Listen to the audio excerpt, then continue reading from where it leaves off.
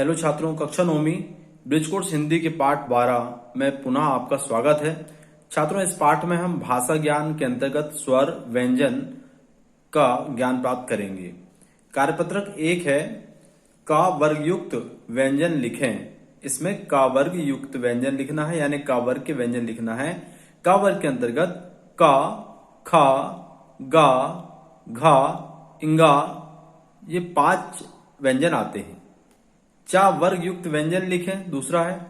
तो चा वर्ग के अंतर्गत चा, छा, जा, झा, या 5 व्यंजन आते हैं। टा वर्ग युक्त व्यंजन लिखें, इसमें भी 5 व्यंजन आते हैं। टा, ठा, डा, ढा, ड़ा। ता वर्ग युक्त व्यंजन लिखें, ता, था, दा, धा, ना। और पा वर्ग युक्त व्यंजन लिखें, पा, फा, बा, भा, मा। वर्णों को जोड़ते हुए संयुक्त अक्षर बनाएं। संयुक्त अक्षर कैसे बनते हैं, यहां पर रिक्त स्थान भरकर हमने बनाया हुआ है। शा, शा, तो जो शा है वो बनता है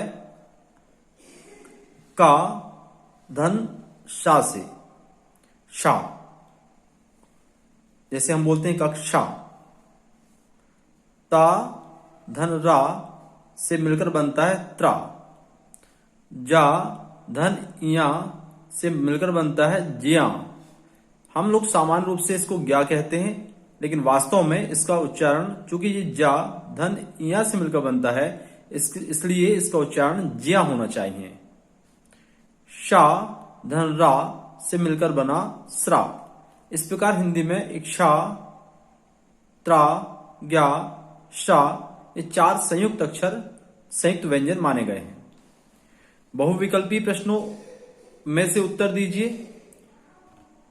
2 वर्णों के मेल से विकार को संधि कहते हैं। 2 वर्णों के मेल से उत्पन्न विकार को संधि कहते हैं। यहां पर वर्णों आएगा। पावन का संधि विच्छेद होगा, तो यहां पर ऑप्शन में पौ धन अन नहीं दिया है। पौ धन अन बराबर पावन होता है और पो धन अन बराबर पवन होता है। आप इसे ध्यान दीजिएगा। व्यंजन वर्णों से स्वर या व्यंजन का मेल होने पर उत्पन्न विकार को व्यंजन संधि कहते हैं। ये व्यंजन संधि की परिभाषा है। हिम धन आलय, हिमालय किस संधि का उदाहरण है? तो यह है दीर्घ स्वर संधि का उदाहरण। कार्यपत्रक 2 कंठ से उच्चारण होने वाले वर्ण लिखिए और बोलकर देखिए। कंठ से यानी गला से। आ, का, खा, गा, घा, इंगा, हा ये कंठ से उच्चारण होने वाले व्यंजन और स्वर हैं।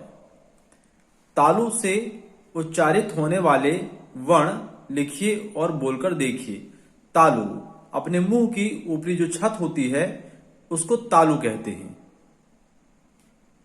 ई, चा, छा, जा, झा, या, शा।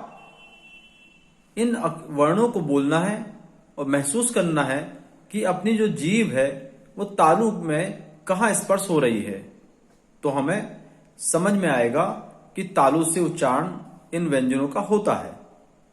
दांतों से उच्चारित होने वाले व्यंजन ता, था, दा, धा, ना, सा। इसमें हम देखते हैं कि हमारे जो ऊपर के दांत हैं उससे जीभ टच होती है, इसलिए इनका उच्चारण दांतों से होता है, यह माना जाता है। ओठों से उच्चारित होने वाले व्यंजन ऊ, पा, फा, बा, भा, मा। इन वर्णों के उच्चारण में हमारे जो ओंठ हैं वो या तो गोलाई में जाते हैं या आपस में टच होते हैं। नासिका से उच्चारित होने वाले वर्ण पंचमाक्षर के नाम से भी जाने जाते हैं। इंगा, या, ला, ना, माँ। इनका उच्चारण नासिका से होता है, इसलिए इन्हें नासिक वर्ण भी कहते हैं। मूर्धा मस्तिष्क से उच्चारित होने वाले। मूर्धा का जो स्थान है हमारे गले यानी कंठ से तालू की तरफ हम चलते हैं तो तुरंत ऊपर का हिस्सा आता है। जब हम इनका उच्चारण करते हैं और हमारी जीभ तालू के जिस हिस्से में स्पर्श होती है वह मूर्धा कहलाता है। जिसे उच्चारण हम कर रहे हैं री, टा, ठा, डा, ढा, ड़ा, शा। हम देखते हैं कि तालू के हिस्से में जहां हमारी जीभ मुड़कर स्पर्श करती है मूर्धा कहलाता है, वह स्थान मूर्धा कहलाता है। कंठ एवं तालु से उच्चारित होने वाले सब वर्ण, ये दो वर्ण हैं ए अय। ए अय, इसमें कंठ और तालु में हवा से कंपित होती है, हवा का कंपन महसूस होता है, इसलिए इन्हें ए अय को कंठ तालु वर्ण कहते हैं। अब कंठ और होठ यानी कंठ और ओष्ठ से उच्चारित होने वाले वर्ण हैं ओ औ। दांत और ओष्ठ से उच्चारित होने वाले वर्ण हैं जिनको दंतोष्ठ कहते हैं वा। वा बोलते समय दांत और ऊपर के दांत और जीभ का जो हिस्सा से बोला जाता है उसे कहते हैं दांत और ओंठ।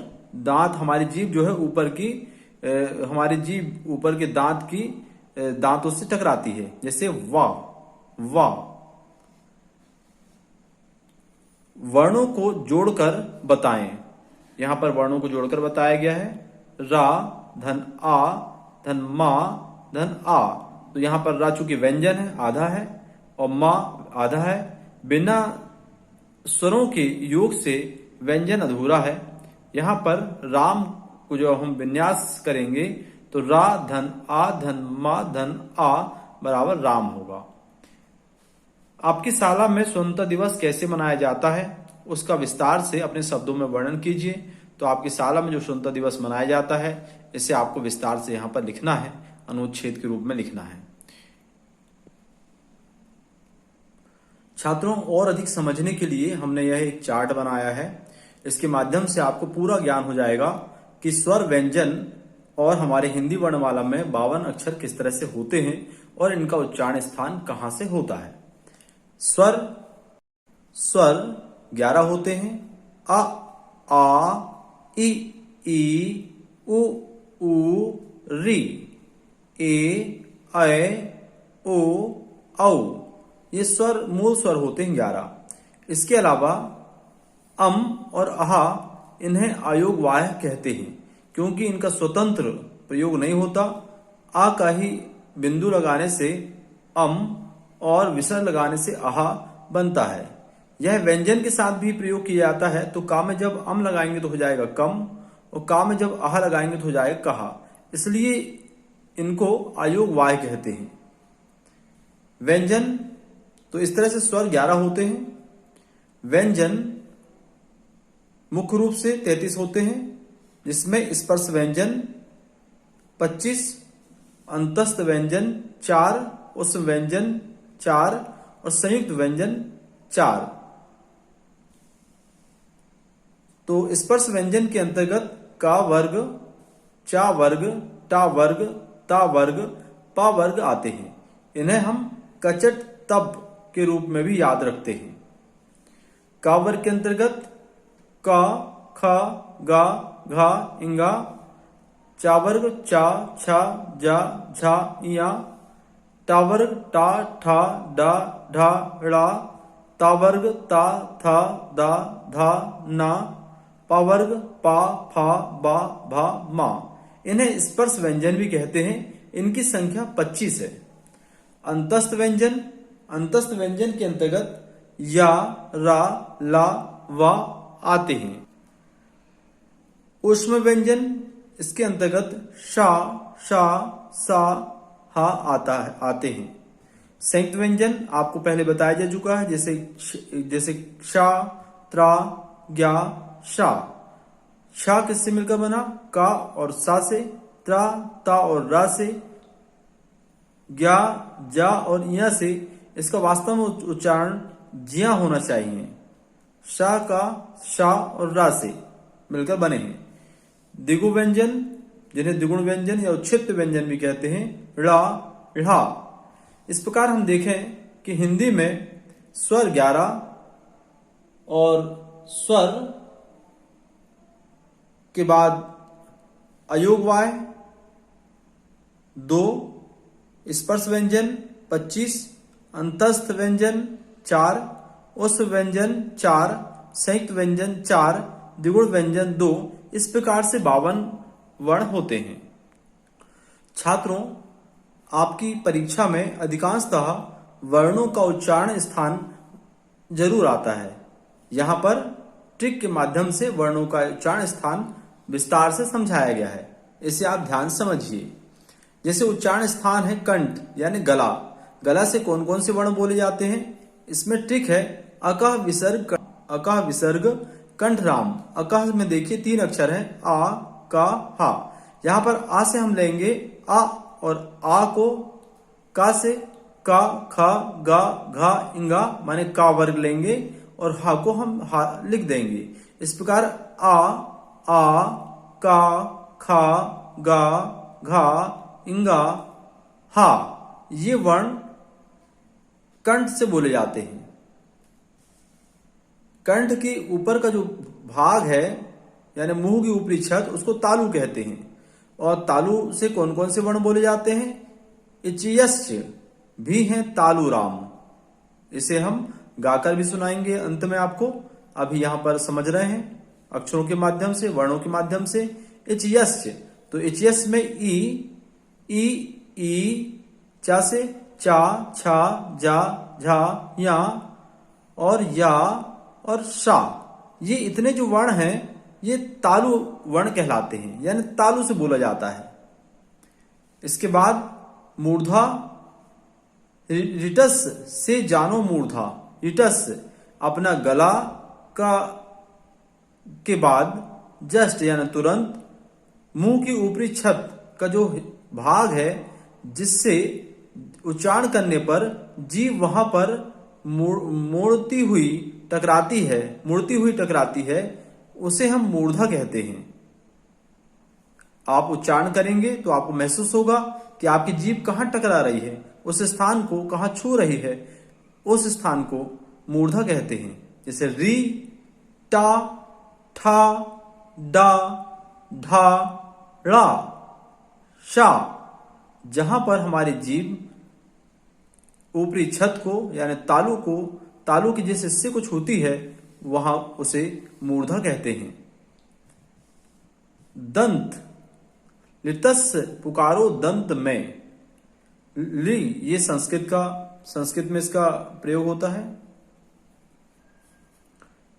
ता, था, दा, धा, ना और सा, ये जो सा है ये दंत सा है और ये शा ये तालु सा है। इनमें थोड़ा अंतर आप उनको देखना है। और ये सा ये है मूर्धा सा। 3 प्रकार के सा होते हैं।